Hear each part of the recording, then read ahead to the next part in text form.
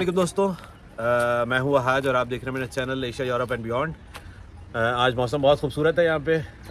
धूप निकली हुई है और इट्स अराउंड 15 डिग्रीज़। तो दोस्तों आज हम बात करेंगे D7 वीज़े के बारे में। मैं पुर्तगाल जो है वो D7 वीज़े पे आया हूँ अपनी फैमिली के साथ। तो मैंने कैसे वीज़ा अप्लाई किया, क्या क्या रिक्वायरमेंट थी डॉक्यूमेंट्स की, और क्योंकि मैंने बग़ैर किसी एजेंट की इन्वॉल्वमेंट के वीज़ा अप्लाई किया था, तो मैं आपको फ़र्स्ट हैंड इन्फॉर्मेशन दूंगा। किस तरीके से आपने बैंक अकाउंट खोलना है, किस तरीके से आपने निफ़ बनवाना है, किस तरीके से आपने निस सोशल सिक्योरिटी बनवाना है, ठीक है। ये सारे काम कैसे करेंगे, फिर कितने फ़ंड्स आपको चाहिए D7 वीज़े के लिए, D7 वीज़ा किस किस बंदे के लिए है, कौन कौन अप्लाई कर सकता है, ये सारी इन्फॉर्मेशन आपको इस वीडियो में मिलेगी। तो इसके अलावा सबसे पहले अगर आपने अभी तक मेरे चैनल सब्सक्राइब नहीं किया तो प्लीज़ सब्सक्राइब कीजिए, वीडियो को लाइक कीजिए और अपने दोस्तों के साथ शेयर कीजिए। वो लोग जो पुर्तगाल आना चाहते हैं उनके लिए ये वीडियो बड़ी इन्फॉर्मेटिव होने वाली है जी। तो दोस्तों D7 वीज़ा किन लोगों के लिए है?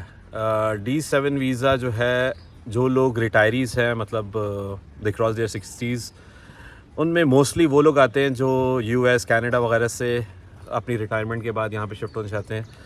बिकॉज़ ये मुल्क यकीनन उनके हिसाब से बहुत सस्ता है, यहाँ पे ख़र्चे बहुत कम हैं और मोर देन 300 डेज़ जो है वो यहाँ पे सूरज होता है, which is not actually the case in US and Canada. तो मौसम की वजह से, यहाँ पे कल्चर की वजह से लोग यहाँ पे शिफ्ट होते हैं आफ्टर रिटायरमेंट। बहुत सुकून वाली लाइफ है यहाँ पे। तो एक तो उन लोगों के लिए D7 वीज़ा है। इसके अलावा वो लोग जो पैसिव इनकम कमा रहे हैं, means what is passive income? Passive income is something जो you are not actively doing anything and आपके पास इनकम आ रही है। लाइक आपकी कोई प्रॉपर्टी है जो आपने ली हुई है और उधर से रेंट आपके पास आता है, आपने डिविडेंड्स लिए हुए, आपके जो है वो किसी कंपनी में शेयर्स हैं जहाँ से आपको डिविडेंड्स मिलते हैं, प्रॉफिट मिलता है, या आपने इन्वेस्टमेंट की हुई है जहाँ से आपको मंथली या हाफ़ ईयरली या ईयरली प्रॉफिट आता है। तो वो लोग ये वीज़ा अप्लाई कर सकते हैं जो अपनी ऑन इनकम पे रहते हैं और जो इनकम उनकी आ रही है उसके अंदर वो एक्टिवली पार्टिसिपेट नहीं कर रहे। तो ये वीज़ा उन लोगों के लिए है। मैं आपको बताऊंगा मैंने जो अप्लाई किया वो इसी सिलसिले में अप्लाई किया कि I have got some investment और वहाँ से मेरे पास मंथली रिटर्न्स आते थे। मैं आपको बताऊंगा कि इसकी सीलिंग कितनी है। इसकी सीलिंग जो है वो जो पुर्तगाल की मिनिमम इनकम है, ईयरली इनकम, उसके हिसाब से उसकी सीलिंग सेट होती है कि आपकी कितनी पैसिव इनकम होनी चाहिए। लाइक आजकल जो है वो पुर्तगाल की मिनिमम इनकम 820 यूरोज़ है। तो जो प्राइमरी एप्लीकेंट है उसकी 820 यूरोज़, उसके साथ स्पाउस है तो 50% जो इनकम है उसका 820 मींस 410 यूरोज़ स्पाउस के, और 30% जो है वो एनी एडिशनल किड, लाइक एक बच्चा है तो उसके 30% ऑफ 820 यूरोज़। तो ये तो रिक्वायरमेंट हो गई मिनिमम कि आपकी इतनी पैसिव इनकम होनी चाहिए मंथली। अब ये पैसिव इनकम आपके पास मंथली भी आ सकती है, ये पैसिव इनकम आपके पास 6 मंथ्स भी आ सकती है, ये पैसिव इनकम आपके पास ईयरली भी आ सकती है। तो अगर आप इसके अंदर क्वालिफाई करते हैं, आपकी इनकम आ रही है without you being involved actively, तो आप जो है ये वीज़ा अप्लाई कर सकते हैं। अच्छा, दूसरी चीज़ ये कि आपके पास ये वीज़ा अप्लाई करने के लिए डॉक्यूमेंट्स होने चाहिए। अगर आप पाकिस्तान से, इंडिया से, बांग्लादेश से कहीं से भी अप्लाई कर रहे हैं तो वहाँ के डॉक्यूमेंट्स आपको चाहिए होंगे और प्रूफ ऑफ इनकम भी चाहिए होगा। ऐसा नहीं है कि आप बोल दें कि जी मेरे पास बैंक के अंदर जो है वो 1 करोड़ पड़ा हुआ है या 2 करोड़ पड़े हुए हैं या 10 करोड़ पड़े हुए हैं। अगर आपके पास इतने पैसे हैं भी तब भी आप इस D7 के अंदर अप्लाई नहीं कर सकते। D7 वीज़े में आपके पास इनकम आनी ज़रूरी है। इट इज़ नॉट दैट कि आपके पास जो है वो फंड्स अवेलेबल हैं बैंक में और आप उसकी बेस के ऊपर अप्लाई कर दें। हाँ, अगर आपके फंड्स 10 करोड़ लेट से अकाउंट में पड़े हुए हैं और आपके पास मंथली जो है वो, अगर एक बंदा अप्लाई कर रहा है तो उसका मंथली प्रॉफिट आपके पास जो है वो 1000 यूरोज़ आ रहा है, ठीक है, तब आप बिल्कुल अप्लाई कर सकते हैं। लेकिन अगर आपके पास 10 करोड़ पड़े हुए हैं और वो सिर्फ पड़े हुए ही हैं, you are not using it, या उसके ऊपर कोई प्रॉफिट नहीं आ रहा है आपके पास, तो इस सूरत में आप अप्लाई नहीं कर सकते D7 वीज़े में। तो बहुत सारे लोग जो है वो उन्होंने इस बारे में पता किया कि मैं किस तरीके से यहाँ पे आया। तो दिस इज़ द केस, आपके पास लाजमी तौर पे पैसिव इनकम मंथली, 6 मंथली या ईयरली आनी चाहिए, जिसको आप डिवाइड करेंगे मंथ टू मंथ बेसिस पे, तो इनकी मिनिमम जो रिक्वायरमेंट है उससे काफ़ी ऊपर होना चाहिए if you want to be successful in getting this visa. अच्छा जी, तो अब आपको ये पता लग गया कि इस वीज़े की रिक्वायरमेंट, एलिजिबिलिटी रिक्वायरमेंट क्या है। तो अब दूसरे स्टेज पे क्या क्या डॉक्यूमेंट्स चाहिए। डॉक्यूमेंट्स में सबसे पहले तो आपको चाहिए निफ़, जो यहाँ का फाइनेंस नंबर, टैक्स नंबर कह लें आप, 10 कह लीजिए। तो एक तो आपको चाहिए निफ़, ठीक है। निफ़ आप कैसे बनवा सकते हैं, मैंने ऑनलाइन निफ़ बनवाया था, ई रेजिडेंस एक वेबसाइट है उनके through, and they charge 89 Euros पर पर्सन। तो मैंने अपना बनवाया था निफ़ सबसे पहले, और फैमिली का मैंने बाद में बनवाया था जब उनका वीज़ा एंडोर्स हो गया था। मेन एप्लीकेंट की रिक्वायरमेंट है ये कि मेन एप्लीकेंट के पास निफ़ होना चाहिए लाजमी। अच्छा, दूसरा डॉक्यूमेंट जो चाहिए वो है आपकी बैंक स्टेटमेंट जिसके अंदर आपके पास ये शो रहा हो कि मंथली या 6 मंथली, जैसे मैंने एक्सप्लेन किया, वो इनकम आपके पास आ रही है। ये आपके पास डॉक्यूमेंट होना चाहिए, और ये डॉक्यूमेंट जो है वो अटेस्ट होना चाहिए बैंक से, ठीक है, यानी बैंक स्टेटमेंट आपकी अटेस्ट होनी चाहिए। इसके अलावा प्रूफ चाहिए कि ये जो इन्वेस्टमेंट है, लेट से आपने पाकिस्तान के जो सर्टिफिकेट्स आए हुए थे वो लिए हुए हैं, ठीक है, ओवरसीज़ के लिए जो पाकिस्तान ने सर्टिफिकेट्स लॉन्च किए थे, या फिर आपकी किसी कंपनी में शेयर्स हैं, तो उसकी डिटेल्स भी जो है वो चाहिए होगी, कि किस बिहाफ पे आपके, लेट से बैंक अकाउंट जो है वो आपके इनकम दिखा रहा है, ओके, बट आप उस इनकम को, मंथली इनकम दिखा रहे हैं, आप उस इनकम को जस्टिफाई नहीं कर पा रहे, तब भी देयर इज़ पॉसिबिलिटी 80% कि आपका वीज़ा जो है वो रिफ्यूज़ हो सकता है, ठीक है।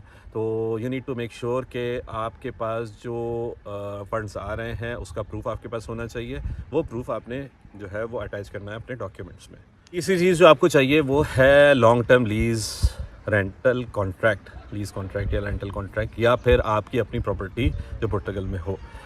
तो जो लोग D7 वीज़े पे आते हैं, इट इज़ वेरी डिफ़िकल्ट कि आप तो या तो अपनी प्रॉपर्टी ख़रीदें। जो लोग US वगैरह से आते हैं वो लोग तो अपनी प्रॉपर्टीज़ ख़रीदते हैं यहाँ पे, ओके, बट मोस्टली जो लोग मिडल ईस्ट से स्पेशली यहाँ पे मूव हो रहे हैं, पाकिस्तान से मूव होना चाहते हैं D7 वीज़े पे, वो लोग जो है वो रेंटल ऑप्शन की तरफ जाते हैं, लीज़। और रेंटल लीज़ जो है वो आपके पास 1 साल के लिए मिनिमम होनी चाहिए। अच्छा, प्रेफरेंस ये है कि 18 महीने की लीज़ आप ले लें, रेंटल ले लें, क्योंकि जो वीज़ा एंडोर्समेंट टाइम है या उनका एप्लीकेशन का जो टाइम है वो 90 डेज़ का है। तो 90 डेज़ में आप जब सबमिट करते हैं, और उससे पहले जब आप अपने लिए अपॉइंटमेंट लेंगे, तो अपॉइंटमेंट के बाद कितना टाइम है, अपॉइंटमेंट के टाइम पे आपके पास लीज़ भी अवेलेबल होना चाहिए और सारे डॉक्यूमेंट्स अवेलेबल होने चाहिए, क्योंकि ये सारे डॉक्यूमेंट्स आप अपलोड करेंगे वेबसाइट पे। तो इट इज़ वेरी इंपॉर्टेंट। अच्छा, लीज़ या रेंटल मिलना it is very difficult for a year. उसके लिए 2-3 वेबसाइट्स हैं यहाँ पे, आइडियलिस्ट है, यहाँ की बड़ी पॉपुलर वेबसाइट है। लेकिन जो लोग आना चाहते हैं यहाँ पे बेसिकली आइडियलिस्ट वेबसाइट पे या किसी दूसरी प्रॉपर्टी वेबसाइट पे, ऑनर्स जो हैं वो ज़्यादा सपोर्ट नहीं करते, बिकॉज़ उन्हें वो लोग चाहिए होते हैं जो फ़ौरन जो है वो उनका घर ले लें या फ्लैट ले लें रेंट पे, और वो रेंटल स्टार्ट कर दें। So it is very difficult, it is not easy. या फिर आप किसी प्रॉपर्टी एजेंट से रब्ता करें जो आपको जो है वो रेंटल एग्रीमेंट दिलवाए, ठीक है। ऑब्वियसली उसके चार्जेस होंगे। मैंने जो है वो एक एजेंट के थ्रू बुक किया था, और रेंटल एग्रीमेंट जो था वो मैंने 1.5 साल का रेंटल एग्रीमेंट लिया था, and I paid for it, ठीक है, 1.5 साल का लिया। अच्छा, वो रेंटल एग्रीमेंट जो है वो बेसिकली फाइनेंस जो डिपार्टमेंट है यहाँ का, उसके अंदर रजिस्टर होता है। अगर तो रजिस्टर नहीं होगा तो फिर आपका वो लीज़ एग्रीमेंट या रेंटल एग्रीमेंट किसी काम का नहीं है, ओके, और वो जो है वो एक्सेप्टेबल भी नहीं होगा। तो it is to be make sure कि आप जब भी लीज़ एग्रीमेंट लें उसको लाजमी मेक श्योर करें कि वो फाइनेंस में रजिस्टर्ड है, अदरवाइज़ आपका सिर्फ पैसा ज़ाया होने वाला है। तो चौथी चीज़ है ट्रैवल इंश्योरेंस। ट्रैवल इंश्योरेंस जो है वो 120 डेज़ के लिए वैलिड होनी चाहिए at the time of submission of your documents, ठीक है। और ये ट्रैवल इंश्योरेंस जो है वो 30,000 मिनिमम 30,000 यूरोज़ जो है वो की होनी चाहिए, और इसके अंदर in case of death repatriation भी शामिल होनी चाहिए, जो ट्रैवल इंश्योरेंस है। मैं आपको लिंक दे दूँगा कि मैंने कौन सी कंपनी के थ्रू जो थी वो मेडिकल इंश्योरेंस कराई थी। I think it cost me around 350 euros और 4 महीने की इंश्योरेंस थी ये। और मैंने जब करवाई थी तो मैंने इस हिसाब से टाइम उनको दिया था कि मेरी इंश्योरेंस का टाइमिंग स्टार्ट होगा उस डेट से जब से मेरा वीज़ा एनरोल हो जाएगा। Okay, so you need to make sure कि आपने ट्रैवल इंश्योरेंस जो लेनी है वो कब लेनी है और उसका टाइम क्या होगा।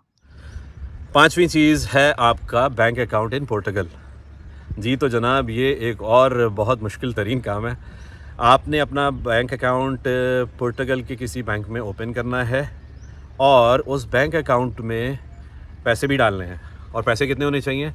पैसे होने चाहिए, अगर तो आप सिंगल आ रहे हैं यहाँ पे D7 वीज़े पे, तो आप सेफ साइड के लिए 1 साल का जो मिनिमम थ्रेशोल्ड है इनका, let's say 820 euros, 820 euros multiply by 12, इतने पैसे आपके पास यहाँ के बैंक अकाउंट में होने चाहिए, ठीक है, ताकि आप ये मेक श्योर कर सकें कि आपका वीज़ा एनरोल हो जाए। Okay, what they want to see in your application कि आप जो है वो ऐसे ही तो अप्लाई नहीं कर रहे, आप सीरियस भी है एप्लीकेशन में कि नहीं है। अगर आपके पुर्तगीज़ बैंक अकाउंट में पैसे नहीं होंगे तो there is a chance of 90% कि आपका वीज़ा रिफ्यूज़ हो जाएगा। तो ये चीज़ मेक श्योर करनी है कि आपका बैंक अकाउंट यहाँ पे हो। अच्छा, नॉन रेजिडेंट अकाउंट खोलना, specially for people who are coming from the middle east और पाकिस्तान और इंडिया और Bangladesh, it is very difficult. मैंने जिस कंपनी से निफ ओपन करवाया था उन्हीं के थ्रू मैंने अपना बैंक अकाउंट भी ओपन करवाया था। मेरा बैंक अकाउंट नोवो बैंकों में था और बहुत ज़्यादा प्रॉब्लम हुई थी, और प्रॉब्लम के साथ साथ it took a lot of time मेरा बैंक अकाउंट ओपन होने में और उसको ऑपरेशनल होने में 6 महीने लग गए थे। जब वो ऑपरेशनल हुआ है उसके बाद मैंने उसमें फ़ंड्स ट्रांसफ़र किए हैं। अच्छा, एक और चीज़ का ध्यान रखने की ज़रूरत है कि ये मत सोचिए कि आप जो है वो आज स्टार्ट करेंगे प्रोसेस और आपका जो है वो 1 महीने बाद वीज़ा लग के आपके हाथ में मिल जाएगा। ऐसा बिल्कुल नहीं है, it is not that easy. जब मैंने ये सोचा था कि मैं वीज़ा अप्लाई करूँगा और मुझे पोर्टुगल जाना है, I started the preparation documentation की, और इस सब चीज़ों में मुझे तकरीबन 8 से 10 महीने लग गए थे, ठीक है। तो ये सारी डॉक्यूमेंट्स प्रिपरेशन में और बैंक स्टेटमेंट्स में, और फिर यहाँ पे पोर्टुगल में बैंक अकाउंट खोला, निफ लिया, ये सारी चीज़ों में मुझे तकरीबन 8 से 10 महीने लगे थे। तो ये काम जो है वो उन लोगों के लिए नहीं है कि जो अपना टाइम या अपनी एनर्जी इन सारी चीज़ों में इन्वेस्ट नहीं करना चाहते। Okay, it is not that easy. जनाब, तो छठा डॉक्यूमेंट है statement of purpose. Statement of purpose is very important, जिसकी बेस पे ये कह लीजिए कि आपको वीज़ा मिलने का या ना मिलने का डिसीजन होता है। उसके अंदर आप बताएंगे कि आप क्यों पोर्टुगल आना चाहते हैं, ठीक है। ये स्टेटमेंट ऑफ पर्पस भी मैंने ख़ुद बनाया था और अपने एक फ्रेंड की हेल्प ली थी जो D7 वीज़ा पे पोर्टुगल शिफ्ट हुए थे। उनका नाम है फ़याज़ भाई, थैंक यू वेरी मच कि आपने मेरा हेल्प आउट किया। और उसके अंदर आपको क्या क्या चीज़ें डालनी हैं, उसमें आपको अपने पूरा पोर्टफोलियो डालना है। आपको जितने भी आपके बैंक अकाउंट्स हैं वो सारे डालिए जिसके अंदर पैसे पड़े हुए हैं। अगर आपकी कोई प्रॉपर्टी है जो रेंट पे गई हुई है उसका वो डालिए कि आपकी प्रॉपर्टी है, उसकी जो है वो इतना रेंटल इनकम आ रही है आपके पास, ओके, विद प्रूफ। ऐसा नहीं है कि आप जो है ना वो बगैर प्रूफ के, और आपको सारे एनेक्सर्स के अंदर वो लगाना है एज अ प्रूफ के जो चीज़ मैं बोल रहा हूँ वो चीज़ जो है वो उसका प्रूफ एनेक्सर A में है, एनेक्सर B में है, एनेक्सर C में है। तो जनाब, अपॉइंटमेंट कैसे लेना है आपने? अच्छा, सऊदी अरब, मैंने क्योंकि सऊदी अरब से अप्लाई किया था तो अपॉइंटमेंट लेना इट वाज़ वेरी डिफ़िकल्ट। मैं 2 महीने तक तो कोशिश करता रहा कि मुझे अपॉइंटमेंट मिल जाए। मैंने एम्बेसी से रब्ता किया, पोर्टुगल एम्बेसी रियाद में, तो उन्होंने कहा कि जी अपॉइंटमेंट्स तो आपको ऑनलाइन ही लेना पड़ेगा। उनकी वेबसाइट है, वेबसाइट का लिंक मैं आपके साथ शेयर कर दूँगा डिस्क्रिप्शन में। तो मैं 2 महीने तक जो है वो कोशिश करता रहा, सारे डॉक्यूमेंट्स बार बार अपलोड करता, लेकिन जो है वो अपॉइंटमेंट नहीं मिल रहा था, ठीक है। There are no dates available. फिर मैंने जो है वो पूरी उसकी डिटेल्स के साथ सारे स्क्रीनशॉट मैंने निकाले और फिर एक ईमेल की एम्बेसी को कि जी मैं पिछले 2 महीने से कोशिश कर रहा हूँ लेकिन मुझे अपॉइंटमेंट नहीं मिल पा रहा, तो काइंडली मुझे बताइए कि मुझे क्या करना चाहिए। तो उसके जवाब में उन्होंने फिर मुझसे डॉक्यूमेंट्स मांगे। जब मैंने उन्हें डॉक्यूमेंट्स दोबारा सेंड किए तो उन्होंने मुझे अपॉइंटमेंट दे दिया। ठीक है, तो अपॉइंटमेंट लेने का यही तरीका है कि आप जो है वो कोशिश कीजिए ऑनलाइन पहले। ठीक है, लेकिन जैसे मेरे 2 महीने ज़ाया हुए थे, आपको 2 महीने ज़ाया करने की ज़रूरत नहीं है। आप 1-2 हफ़्ते कोशिश कीजिए, अगर नहीं मिल रहा है तो उनको ईमेल डालिए कि मुझे अपॉइंटमेंट चाहिए। ठीक है, और उसमें स्क्रीनशॉट्स लगाइए अपने कि आपने कब कब कोशिश की, और उसके साथ उनको लेकिन ये बोलिए कि जी मैं पिछले 1-2 महीने से या 3 महीने से कोशिश कर रहा हूँ अपॉइंटमेंट लेने की, but I am not getting the appointment. क्योंकि बहुत मुश्किल है कि ऑनलाइन अपॉइंटमेंट मिल जाए। आपको जैसे ही अपॉइंटमेंट मिलेगा आपने फिर मेक श्योर करना है कि आपके डॉक्यूमेंट सारे इन लाइन हैं और application is ready to go. तो जनाब आपको अपॉइंटमेंट मिल गया। अच्छा, इस चीज़ का और ख़्याल रखना है कि आपने जब अपॉइंटमेंट लेना है तो उसमें ये भी बताना है कि अगर तो आप अकेले अप्लाई कर रहे हैं तो there is no problem, but अगर आप फैमिली के साथ अप्लाई कर रहे हैं तो आप उसके अंदर मेंशन करेंगे कि आपकी फैमिली का नाम ये है, हर बंदे का, लेट्स से स्पाउस नेम, हर और हिज पासपोर्ट नंबर। ठीक है, ये सारी चीज़ आप मेंशन करेंगे कि इतने लोग हैं अपॉइंटमेंट के लिए, I am not coming alone. ठीक है, तो सबका अपॉइंटमेंट एक साथ देना है। बहुत सारे लोग जो है वो ये सोचते हैं, जो मेरे ख़्याल में it is not the right decision, कि पहले हम अकेले चले जाते हैं। अगर मैं D7 वालों की बात कर रहा हूँ, पहले हम अकेले चले जाते हैं, वहाँ पे जाके अपना कार्ड पहले ले लेंगे और उसके बाद जो है वो फैमिली को रीयूनिफिकेशन वीज़े पे बुला लेंगे। ठीक है, ऐसा बिल्कुल पॉसिबल है, लेकिन it is very difficult, very very difficult. उसकी वजह यह है कि मेरे दोस्त जिनका मैंने जिक्र किया आपसे, फ़याज़ भाई ने जो है वो अप्लाई किया था अपना D7 वीज़ा, और उन्होंने यही सोच के अप्लाई किया था पहले मैं चला जाऊंगा और उसके बाद I will take on my family with me.